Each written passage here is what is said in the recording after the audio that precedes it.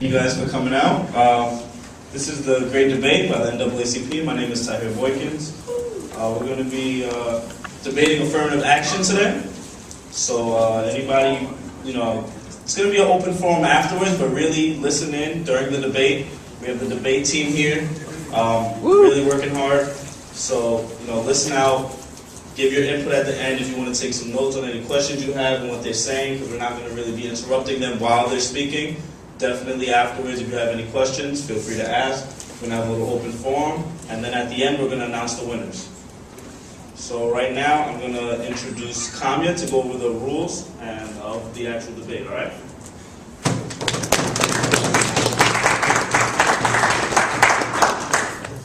So basically, how this is going to work is you have a team that's for the motion, and they're called the government team, and you have a team that's against the motion, which is the opposition team. Basically, they just have a discussion. Each speaker has 7 minutes, give or take a little, to express their arguments, tell you, convince you why they think their side should win this debate. During the first minute and the last minute of their speeches, they can't take questions, but during the middle 5 minutes of their speeches, they can take questions that are offered by the other side, right? So if Ifoma comes up here and is speaking, and one of the other opposition teams stands up and says, I have a question, or point of information, or on that, she can reject them, or she can choose to take their question and answer it. So that's the way this format works in terms of questions. So we hope that you try to listen to both sides, even if you are very pro one side or pro another side. We want you to listen to both sides and see what the other side has to offer before making a decision. So when you're evaluating which side you think has won, look at the way both sides have developed and constructed and presented the material so that you can evaluate which side you think has won. I just want to quickly introduce the debaters. This is Ifoma and this is Katerina. They're going to be for the motion today on the government team. And that's Corey and Nelson, and they're going to be against the motion on the opposition team. I don't know what that was. So I'm just going to quickly ask Tahir to introduce the judges. All right, guys. I will be a judge today. My name is Tahir Boykins, as I said before. I'm on the mock trial team. One of my coaches here, Kareem Vessa.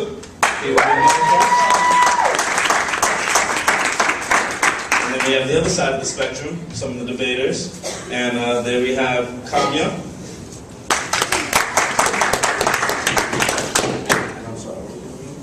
And Niput.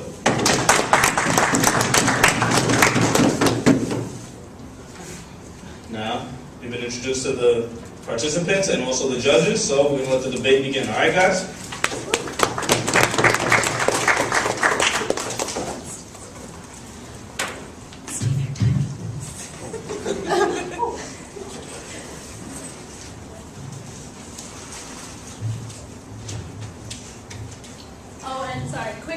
There's going to be a clap by Steve or a knock to signify the start of question time and a knock to signify the end of question time, so that you know when people can ask questions and what they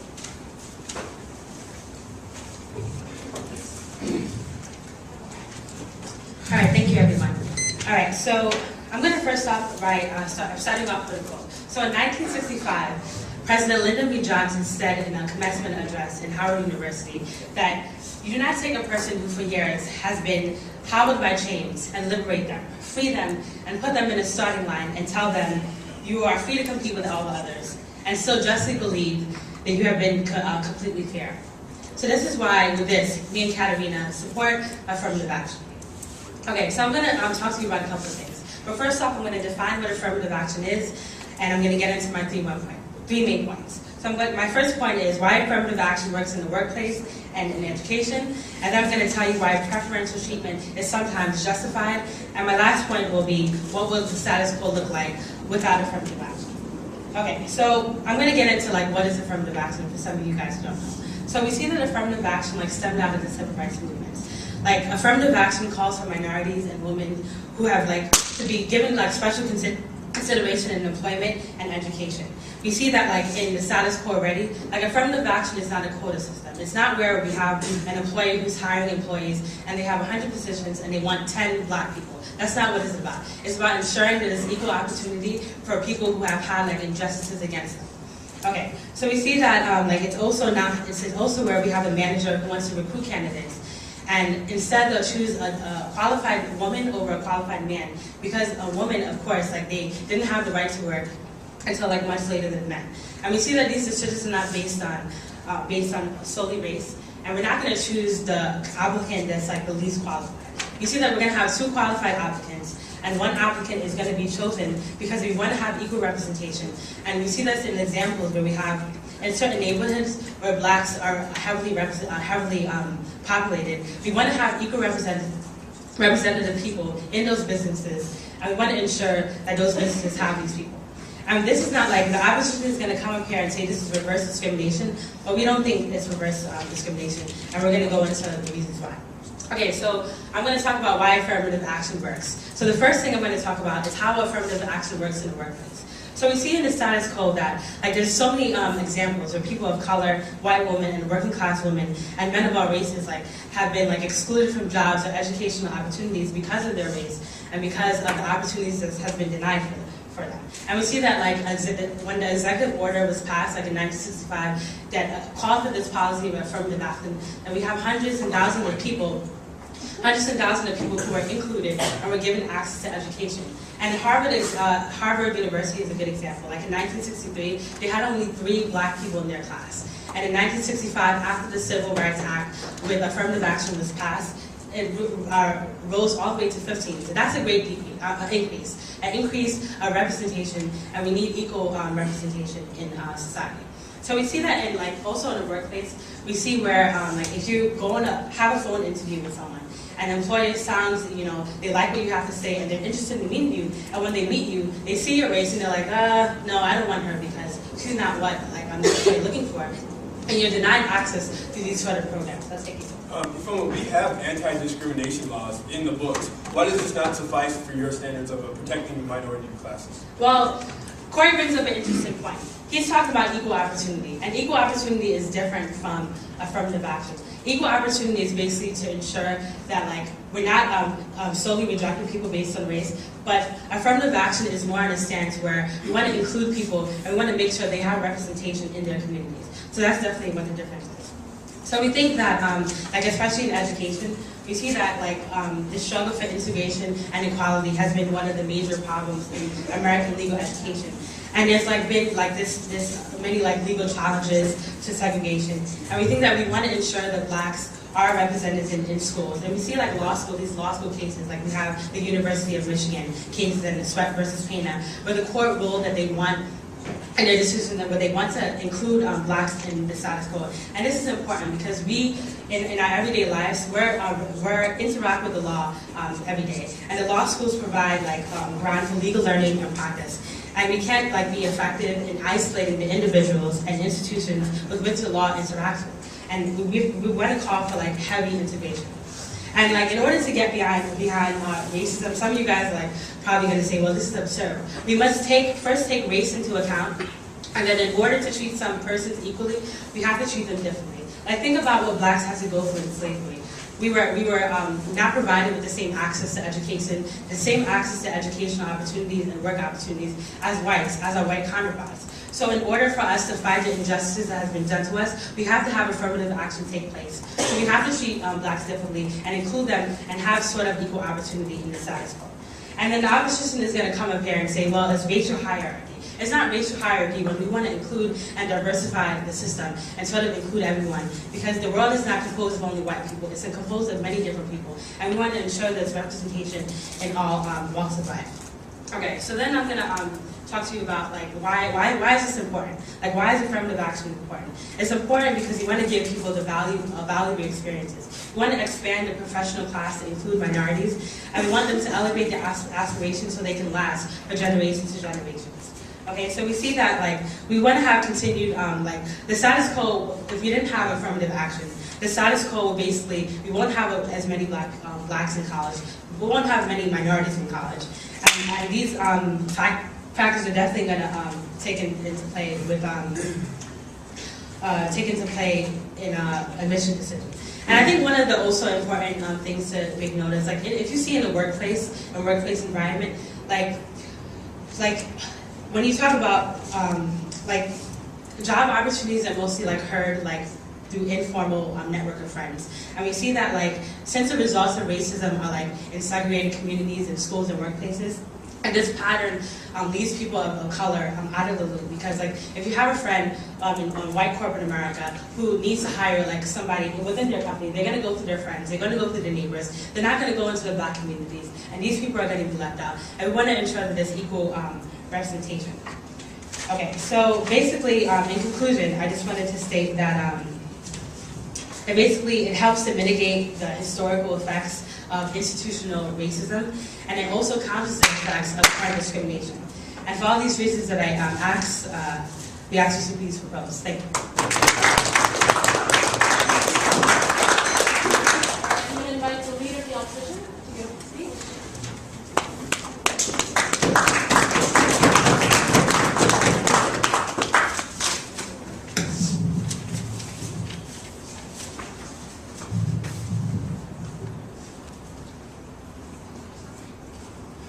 It's funny that Ifoma wants to use the Lyndon B. Johnson quote to stand as a manifesto for affirmative action, when his own speechwriters that wrote that speech said that it was not intended to be a manifesto for affirmative action, rather than a manifesto for improving urban infrastructure and developing the African American family and community base, because we felt that that was a structural problem in the 1970s when it came to African Americans. Not that they were underrepresented, but that the anti-discrimination laws really weren't taken into effect yet. So people were allowed to discriminate on the basis that they were black and so forth, and that even with the anti-discrimination laws, when they were in place, they weren't taken seriously enough by the Caucasian employers. It was not a manifesto for affirmative action.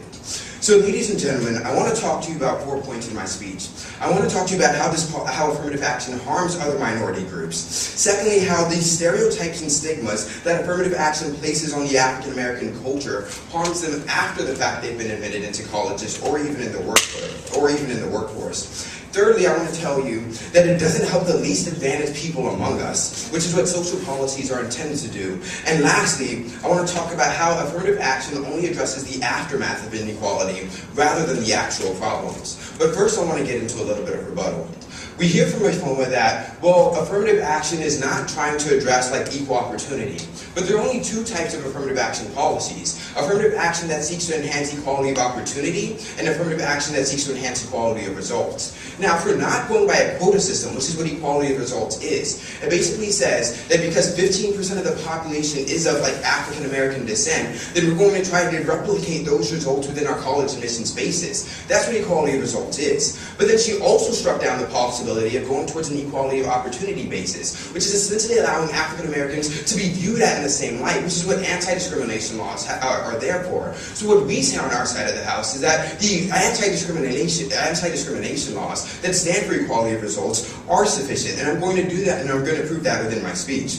And then the other impact that we hear from Ifoma is that this is going to increase like African American representation at schools such as Harvard. And she talked about how, well, in the 1950s we went from 3 African Americans to 15 African Americans. One, we'd say that the reason they weren't being accepted is because African Americans were seen as subhuman at that time. It wasn't because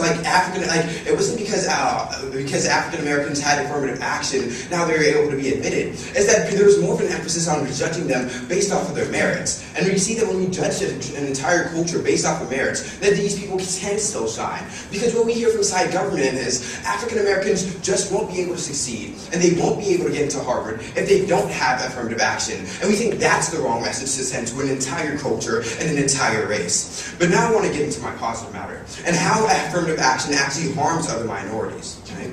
We see that within the college admissions process, you get, when the college admissions counselor is weighing you on your merits, they give African Americans, due to affirmative action, an extra 230 SAT points. Hispanics receive an extra 185 SAT points. Caucasians receive none, and Asian Americans receive a minus 50 SAT points. We don't think that this is the correct message to send, right? We think that if affirmative action is there to seek to address past harms, we say that Asian Americans have been discriminated discriminated against within our nation as well. Such things such as the Chinese exclusionary rule, which was passed in the 1920s, which banned Asian immigrants from coming over into the United States. We also see things such as putting Japanese Americans into internment camps. We think that these policies are extremely discriminatory against a certain population. So if they want to say that affirmative action is going to seek to address past harms and try to create this regressive social justice, we say that there's a huge double standard on their side of the house, because they don't seek to redress the past harms committed against the Asian American population.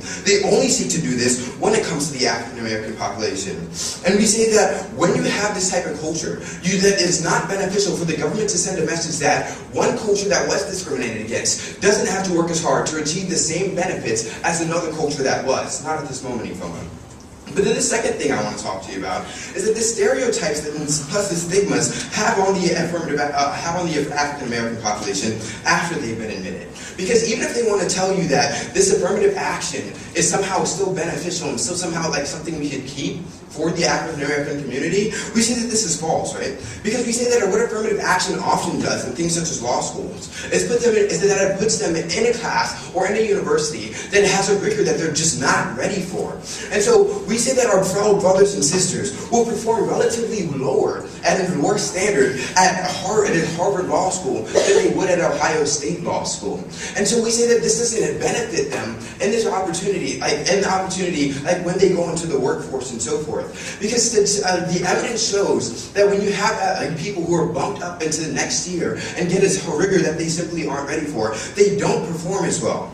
Right? But then we also say that this has negative consequences for them, like when they go and take the bar exam and so forth. Because we say that, like the Thomas Espenshade report done at Princeton University showed that over 40% of the bottom 10% of the Ivy League law schools had African American communities that were simply bumped up due to affirmative action policies. And these affirmative actions these African Americans were harmed when they went to go try to take the bar exam, because they simply were not able to comprehend the amount of rigor and course load that it took to exceed at these universities. So we say that at the point where it harms them, they're not doing it successfully on the bar exam, and they're not doing it as successful in college as they would have if they went to Ohio State, for example, or any other school, then this policy harms African Americans. Furthermore, we say that this policy puts too much of an emphasis on getting into a school like Harvard and to be able to show any form of legitimacy and so forth. We think that you're perfectly smart enough even if you don't go to Harvard.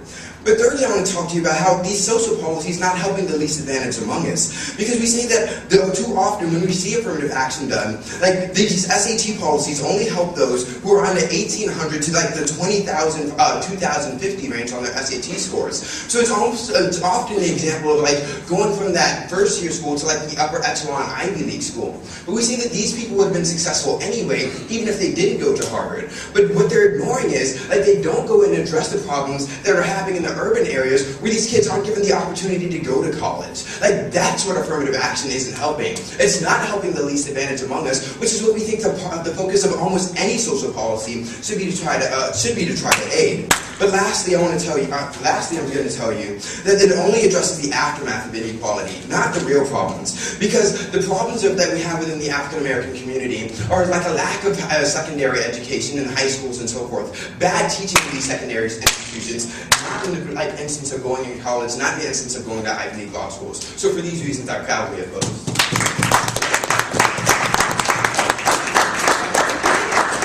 I'd like to invite the second speaker of the government to give a speech on the subject.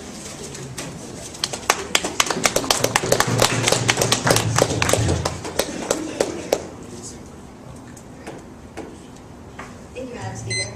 So we in the federal government fundamentally disagree with what we've heard on side opposition for many reasons, but I'm going to get into some rebuttal which will kind of highlight why we believe that way, why we believe so. So we hear from Nelson this idea that the reason that this policy won't work is that because people of minority groups already won't do well in college. But we see that actually the main problem is not actually doing well when you're there, but rather getting through the door. Because it's really hard to do well in college when you don't even get there. And that it's much easier to get tutoring or even to work with your peers when you're actually admitted. So we see that the problem of admission as being one of the main problems that he refuses to acknowledge. And then we see also that he blames a lot of these educational problems, so maybe systematic problems that the educational system itself is suffering, as problems that are caused by affirmative actions. So he talks about the equality of results and then the equality of opportunity. And that it harms other minority groups. And so, for example, Asian Americans. And we see that some of these harms that he's presenting is more of an educational problem itself rather than a problem with affirmative action.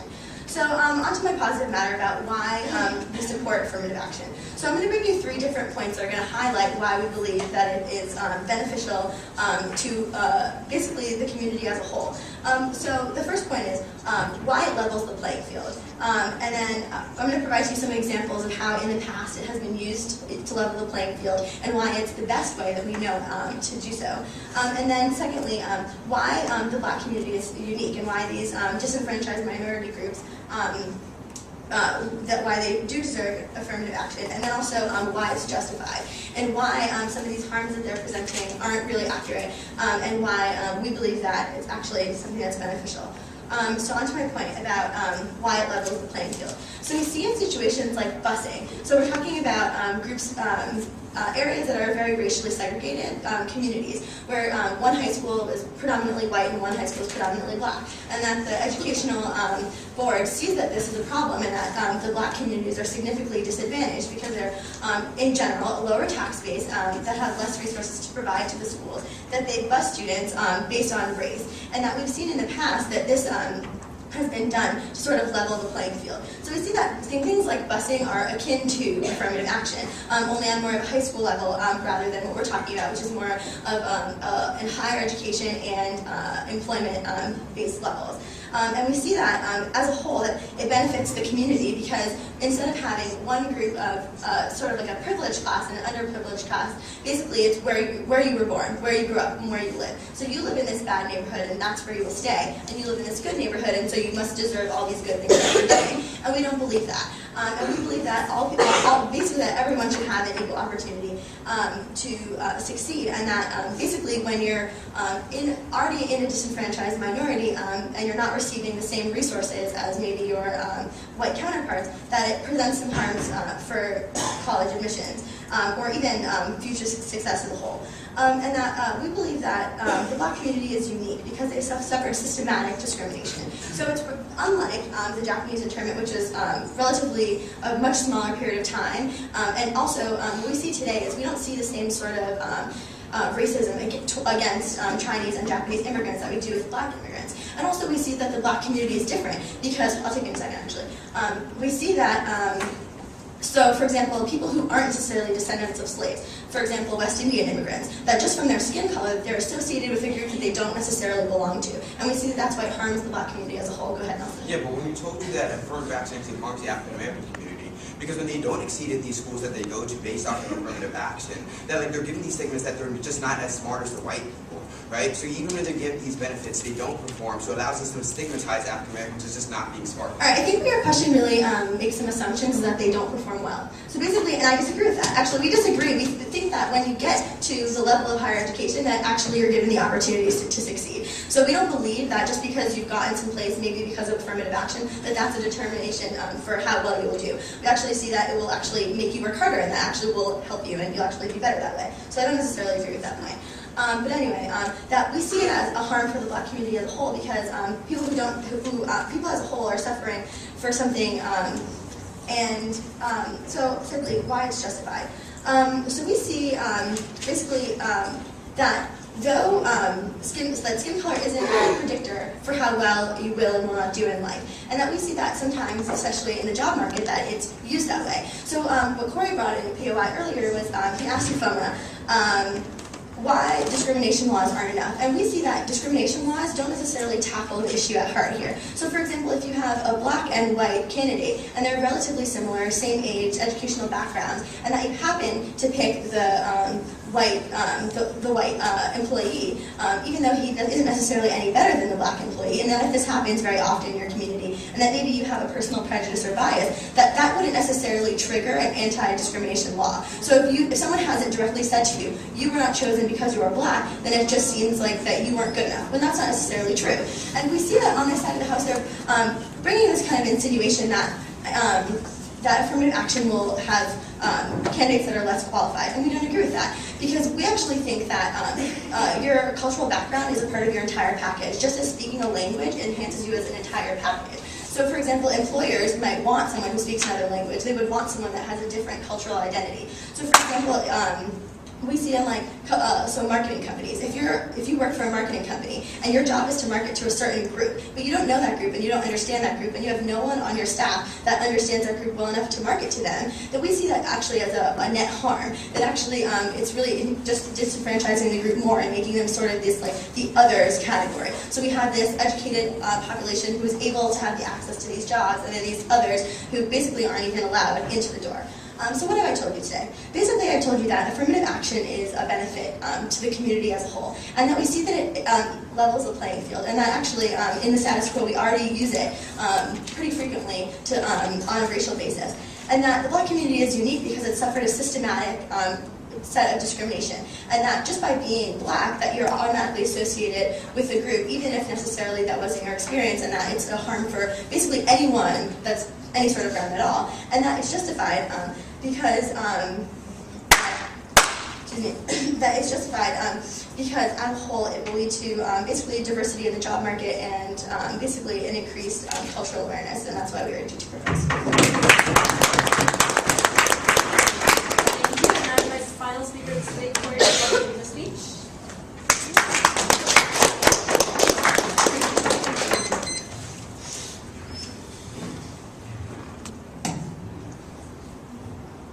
Okay, so the last time vote time was pretty relevant was around the 1960s. And coincidentally, the last time most of the arguments we hear from the government side were still relevant was around the 1960s.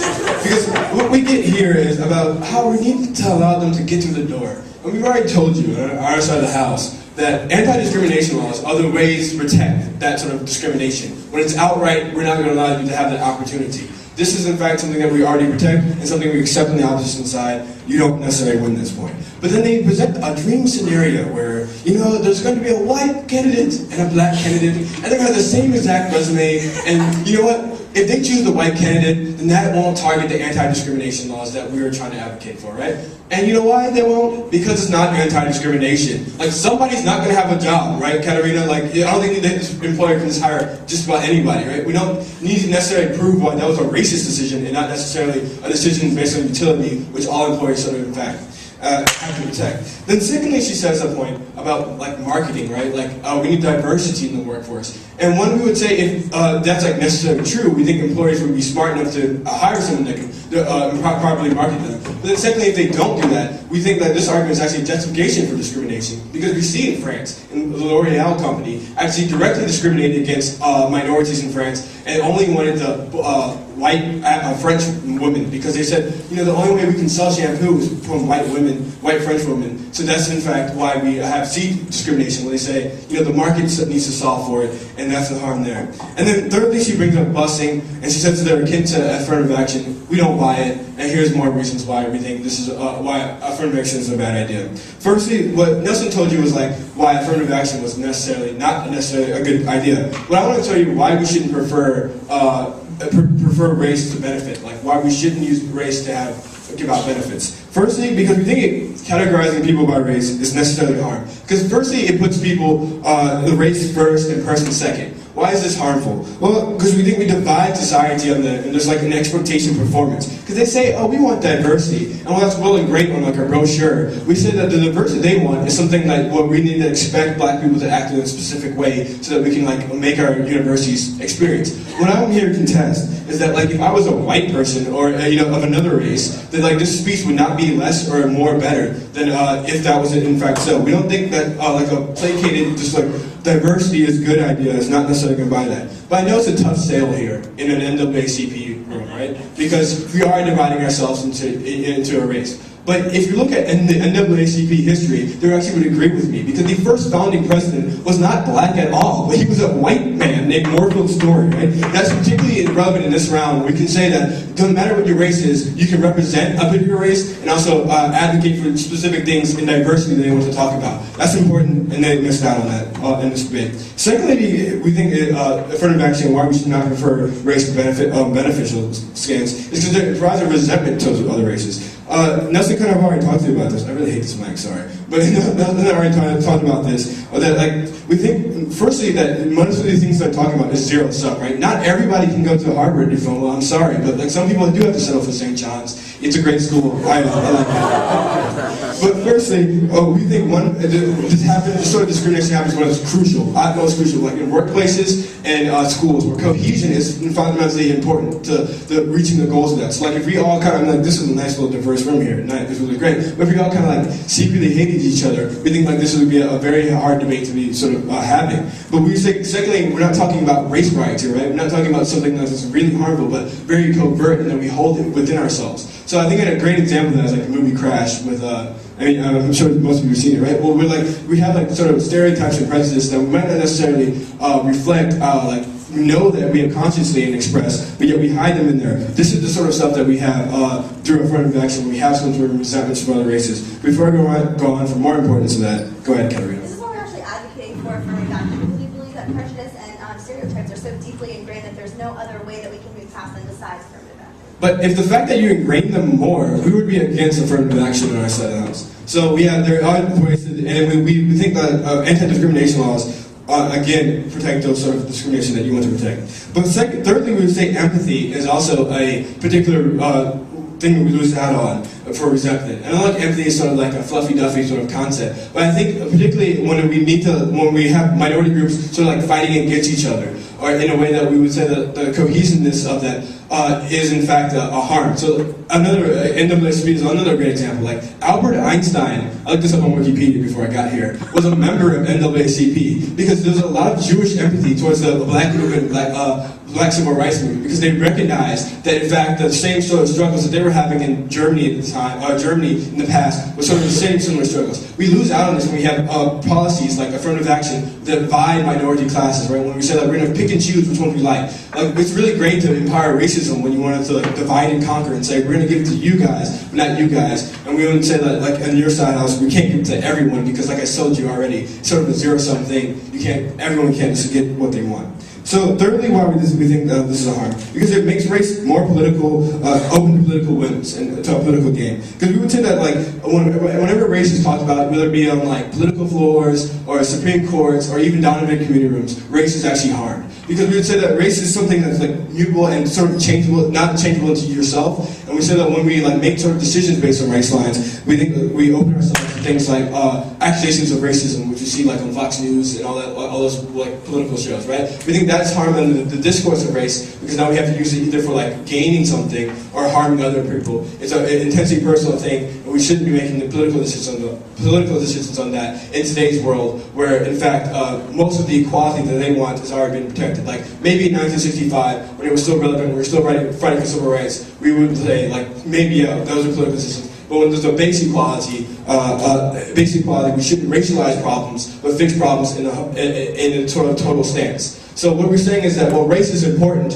it's not the be-all, end-all. And we say when we want to divide resources, it should not be based on race, but be based on situations. This is what we've been advocating for on our side. Like, people have problems, and we should not necessarily be addressing them just based on race. For the three reasons I've already told you. That categorizing by race divides our society. Second, it brings resentment to other races when we need cohesion in particular cases. And thirdly, because making race open to political whims has a harm to how we talk about race and how we address race as a person and individuals. And for those reasons, I'm proud to oppose.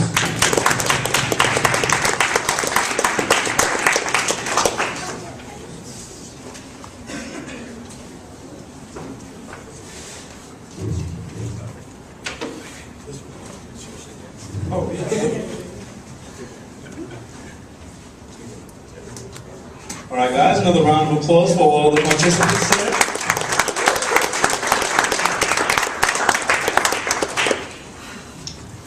All right, now at this time, I bet you all want to know who won, right? No? Maybe not? It's okay, you have to wait anyway. What we're going to do now is we're going to open up the floor. Any discussions, any topics? Anybody minds change about affirmative action just from hearing the debate, or at least a little bit? You know, make you think about it a lot more? 2, 3, 4? Okay. Just want to get an idea. Also, guys, if you're interested in this kind of thing, you can come and attend a debate meeting, because we do this all the time. Like twice a week, 3 times a week, we just talk about issues, and we think that it's really good to just learn about what other people have to say and to learn how to develop your own persuasion and argumentation skills. So we're having our first meeting after this session on Tuesday in St. John's Hall 109B. So try to be there. If not, we have a Google group that you can just join. And if you have any questions, you can ask me or Steve. He's our coach. You can raise your hand, Steve. Oh, that's not. So, Steve, come on. Okay, so that's our coach. If you're interested in this kind of thing, just come to a meeting and check it out. We better show you. It's at 7 p.m. by the way. Oh, yeah. You guys just want to hang out for 1 minute, let the judges talk real quick, and then we'll announce the winner. All right.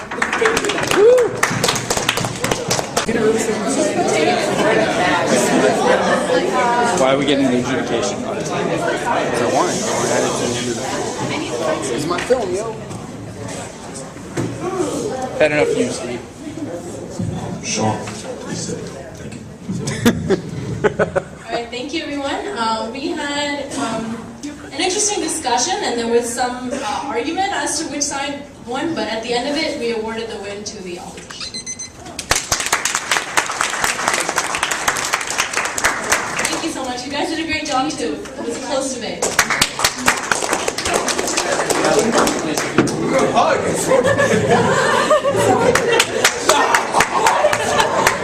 They owe you some of the money? No. Good. Debate team gets 10%. Thank you all for coming out. Thank you, Marshall team in the back for supporting, the debate team coming out here and supporting, all the NAACP members and everyone else who came out. A few words from Maurice real quick.